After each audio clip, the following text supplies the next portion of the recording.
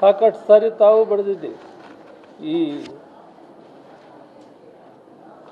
ಅಕ್ಕಿ ನಾವು ಯಾವಾಗ 10 kg ಕೊಡ್ತೀವಿ, ಅದರಲ್ಲಿ ಸ್ವಲ್ಪ ಕಾಳಸಂತಿಗೆ ಹೋಗೋದು ಜಾಸ್ತಿ.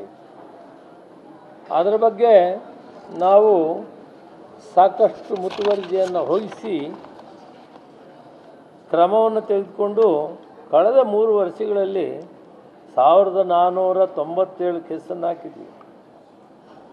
ಸುಮಾರು 50 ಕೋಟಿ ರೂಪಾಯಿಗಳನ್ನು ಬೆಲೆ ಬಾಳುವಂಥ ಏನು 2,86,181 ಕ್ವಿಂಟಾಲನ್ನು ವಶಪಡಿಸ್ಕೊಂಡಿದ್ದೀವಿ. ಕಾಳಸಂತೆಯಲ್ಲಿ ಹೋಗ್ತೀವಿ.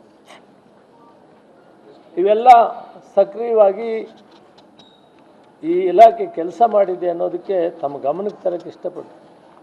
ಕಾನೂನು ಮಾಪನಶಾಸ್ತ್ರ ಇಲಾಖೆ ಬಲವರ್ಧನೆ, ತೂಕ ಅಳತೆ ಮೋಸ ಇದರಲ್ಲಿ ಇದನ್ನು ಈ 3 ವರ್ಷದಲ್ಲಿ ಬಹಳ ಪ್ರಗತಿಯನ್ನು ಮಾಡಿದ್ವಿ. ಇವತ್ತು ಬೆಳಗ್ಗೆ ಚಾಲನೆ ಕೊಟ್ಟಿದ್ದೀವಿ. ಹೋದ ಸಾರಿ ಸನ್ಮಾನ್ಯ ಮುಖ್ಯಮಂತ್ರಿಗಳು ಸಿದ್ದರಾಮಯ್ಯನವರಿದ್ದಾಗ 16 ವೆಹಿಕಲ್ಸ್ ಜೀಪ್ಸ್ ಕೊಟ್ಟರು. ಈಗ ಮಾನ್ಯ ಡಿ ಕೆ ಶಿವಕುಮಾರ್ ಅವರ ಜವಾಬ್ದಾರಿಗೆ ಬಂದ ಮೇಲೆ, ಮುಖ್ಯಮಂತ್ರಿ ಆದಮೇಲೆ 17 ವೆಹಿಕಲ್ಸನ್ನು ಕೊಟ್ಟು 33 ವೆಹಿಕಲ್ಸು ಪ್ರತಿ ಜಿಲ್ಲೆಗೂ ಒಂದು ಜೀಪ್ ಇರಬೇಕು. ತಪಾಸಣೆ ಮಾಡಬೇಕಾದಾಗ ನಾವು ಯಾವ ರೀತಿ ಪೊಲೀಸ್ನವರು ವ್ಯವಸ್ಥಿತವಾಗಿ ಮಾಡ್ತಾರೆ ತನಿಖೆ, ಆ ರೀತಿ ಮಾಡಬೇಕು. ತೂಕ ಭಾಳ ಏನು ಎಲ್ಲ ಅಂಗಡಿಗಳು ಬರ್ತಾಯಿದೆ ಕೆಳಗಡೆ. ಪೆಟ್ರೋಲ್ ಬ್ಯಾಂಕು, LPG ಸಮೇತ ಸೇರಿ ಎಲ್ಲ ಬರ್ತದೆ. ಅದರಲ್ಲಿ ಬಹಳ ಉತ್ತಮವಾದಂಥ ಪ್ರಗತಿಯನ್ನು ಮಾಡಿದ್ದೀವಿ. ಸುಮಾರು ಟೇಬಲ್ ಹಾಕಿರಲಿಲ್ಲ,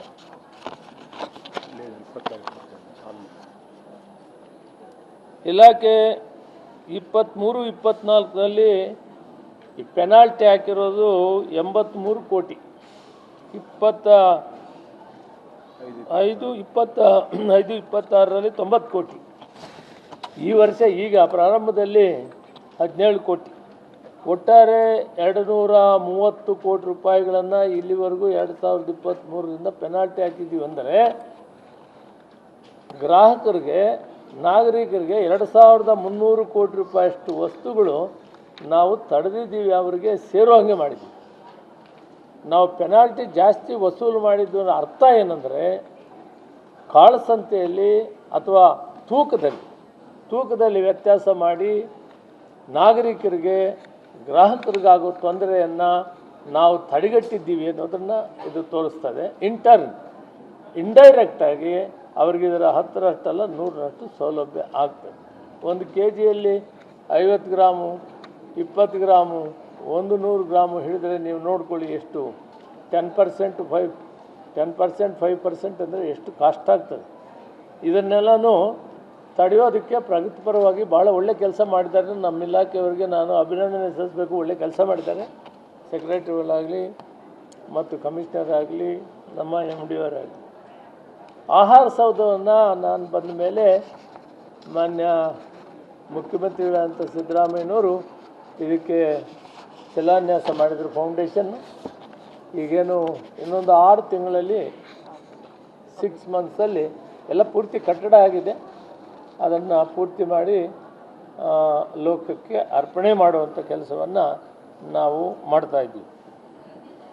ಇದೆಲ್ಲ ಬಹಳ ಮುಖ್ಯವಾದಂಥ ವಿಷಯಗಳನ್ನು ಮಾಡಿದ್ದೀವಿ. ಜೊತೆಗೆ ಬಡ್ಜೆಟ್ನಲ್ಲಿ ಅನೌನ್ಸ್ ಮಾಡಿದರು, SC ST ಯುವಕ ಯುವತಿಯರಿಗೆ ಈ ಫೇರ್ ಪ್ರೈಸ್ ಡಿಪೋನಲ್ಲಿ ಒಂದಷ್ಟು ಜನಕ್ಕೆ ಕೊಡೋದ್ರಿಂದ ಅವ್ರ ಜೀವನನೂ ಆಗ್ತದೆ, ಅವರ ಒಂದು ಕೆಲಸ ಸಿಗ್ತದೆ ಅಂಥೇಳಿ. ಈಗ 20,000 ಅಂಗಡಿಗಳಿದೆ, ನ್ಯಾಯಬೆಲೆ ಅಂಗಡಿಗಳು.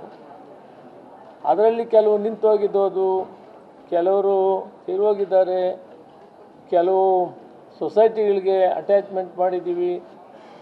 ಕೆಲವು ನಾವು 500 ಗ್ರಾಮಾಂತರ ಪ್ರದೇಶದಲ್ಲಿ 500 ಕಾರ್ಡ್ ಇದ್ದಕ್ಕೆ ಒಂದು ನ್ಯಾಯಬೆಲೆ ಅಂಗಡಿ ಕೊಡ್ಬೋದು. ಟೌನ್ನಲ್ಲಿ 800 ಕಾರ್ಡ್ ಇದ್ದರೆ ಒಂದು ನ್ಯಾಯಬೆಲೆ ಅಂಗಡಿ ಕೊಡ್ಬೋದು. ಒಂದು ಕಡೆ 2,000, 3,000, 1,000, ಹಳ್ಳಿಗಾಡಿನಲ್ಲಿ 1,500 ಇದೆ. ಇದನ್ನೆಲ್ಲ ಬೈಫರ್ಕೇಷನ್ ಮಾಡಿ 3,500 ಅಂಗಡಿಗಳನ್ನು 3,200 ನ್ಯಾಯಬೆಲೆ ಅಂಗಡಿಗಳನ್ನು SC/STಗೆ ಸಮವಾಗಿ ಹಂಚಬೇಕು ಅಂತ ಒಂದು ನಿರ್ಣಯ ಮಾಡಿ ಜಿಲ್ಲಾಧಿಕಾರಿಗಳಿಗೆ ಆದೇಶವನ್ನು ಕೊಟ್ಟಿದ್ದೀರಿ. ಅದರಲ್ಲಿ ಒಳ ಮೀಸಲಾತಿಯನ್ನು ಅಳವಡಿಸಿ ಕೊಡಬೇಕು ಅಂತ ತೀರ್ಮಾನ ಸರ್ಕಾರ ತೆಗೆದುಕೊಂಡಿದೆ. ಅದರಲ್ಲಿ 5.25, 5.25 ಮತ್ತು 4.5 ಈ ರೀತಿ ಎಲ್ಲರಿಗೂ ಸಿಗಬೇಕು ಅನ್ನೋದಕ್ಕೆ ಅದೊಂದು ನಾವು ಮಾಡಿದ್ದೇವೆ. ಇದೊಂದು ಸರ್ಕಾರದಲ್ಲಿ ಒಂದು ಬಹಳ ಮುಖ್ಯವಾದಂಥದ್ದು. ಸುಮಾರು 3,000 ಜನ ಯುವಕ ಯುವತಿಯರಿಗೆ ಅನ್ಎಂಪ್ಲಾಯ್ಸ್ ಇರ್ತಾರೆ. ಅವರಿಗೆ ಸರ್ಕಾರಿ ಕೆಲಸ ಸಿಕ್ಕಲ್ಲ, ಫ್ಯಾಕ್ಟ್ರಿಯಲ್ಲಿ ಕೂಡ ಕೆಲಸಗಳು ಸಿಕ್ಕಲ್ಲ. ಇಂತಹ ಸಂದರ್ಭದಲ್ಲಿ ಅವರು ಇದರಿಂದ ಕೂಡ ಜೀವನ ಮಾಡ್ಬೋದು. ಮಿನಿಮಮ್ 500 ಕಾರ್ಡ್ ಇದ್ದರೆ ಜೀವನ ಮಾಡಲಿಕ್ಕೆ ಆಗ್ತದೆ ಅಂತ ಅವರು ಕೂಡ ಸಮರ್ಪಕವಾಗಿ ವಿತರಣೆ ಮಾಡಲಿ ಮತ್ತು ಅವ್ರಿಗೂ ಒಂದು ಬದುಕನ್ನು ಕಟ್ಕೊಳ್ಳಿ ಅಂತ ಅದೊಂದು ಮಾನ್ಯ ಸಿದ್ದರಾಮಯ್ಯನವರು ಮುಖ್ಯಮಂತ್ರಿ ಆಗಿದ್ದಾಗ ಕಾರ್ಯಕ್ರಮ ಆಯಿತು. DK ಶಿವಕುಮಾರ್ ಅವರು ಮುಖ್ಯಮಂತ್ರಿ ಆದಾಗ ಅದನ್ನು ಜಾರಿ ಮಾಡಿದ್ದೀವಿ. ಜಿಲ್ಲಾಧಿಕಾರಿಗಳಿಗೆ ಆದೇಶವನ್ನು ಮಾನ್ಯ ಮುಖ್ಯಮಂತ್ರಿಗಳು ಕೊಡಿಸಿದ್ದಾರೆ. ಇಷ್ಟು ಇವತ್ತು ನಮ್ಮ ಇಲಾಖೆಯಲ್ಲಿ 3 ವರ್ಷದಲ್ಲಿ ಆಗಿರುವಂಥ ಪ್ರಗತಿಯನ್ನು ತಮ್ಮ ಮುಂದೆ ಇಡಬೇಕು ಅಂತ ತೀರ್ಮಾನ ಮಾಡಿ ಈ ವಿಷಯ ನಿಮ್ಮ ಮುಂದೆ ಇಟ್ಟಿದ್ದೇವೆ.